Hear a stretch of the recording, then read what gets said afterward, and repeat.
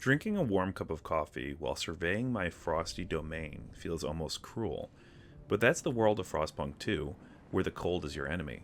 To combat it requires careful planning and resource management, but even then, sacrifices must be made. I never played the original Frostpunk. I knew it made a few waves back when it was released, but despite it being in my Steam library, I just never got around to it. This review is going to come from that perspective. When I got Frostpunk 2, I was eager to jump into my role as steward to these struggling people, but it was a rough start. The UI is supremely unintuitive. It's like the devs are so into their own design they couldn't take a step back and see what it looks like to virgin eyes. I seriously struggled to figure out what I had to do in the first few hours. Tutorials did little to answer my questions, and it's not like I'm new to games like this.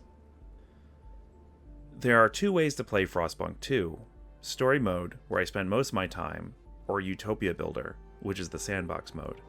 The Sandbox Mode is limited.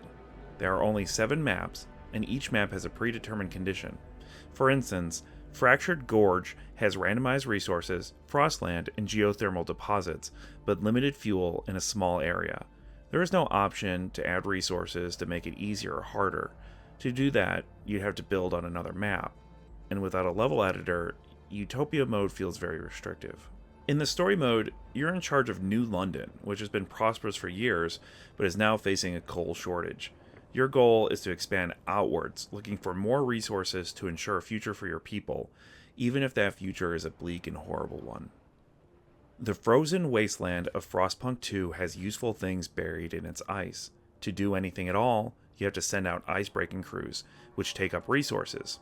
After you clear away the ice, you can then exploit whatever's underneath, coal, construction materials, etc. But to do so takes up more resources, uses part of your workforce, etc. Any bad decision can cascade into failure. In fact, failure almost seems inevitable, as you try to squeeze just a little more time out of your citizens' miserable lives.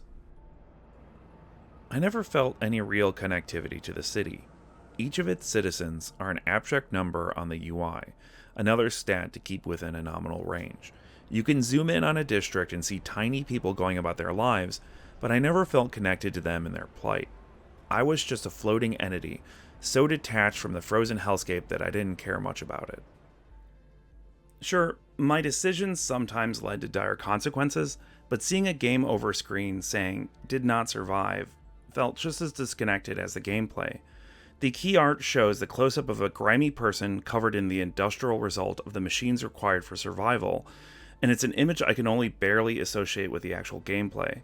Sometimes you'll get a quip from a citizen in the form of a chat bubble, but it's also disconnected from the player, and I think that's Frostpunk 2's biggest weakness.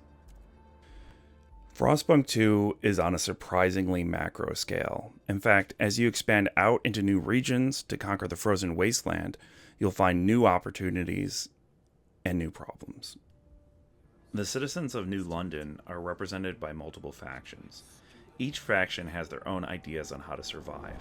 As steward, you have to balance priorities of each of these factions to succeed.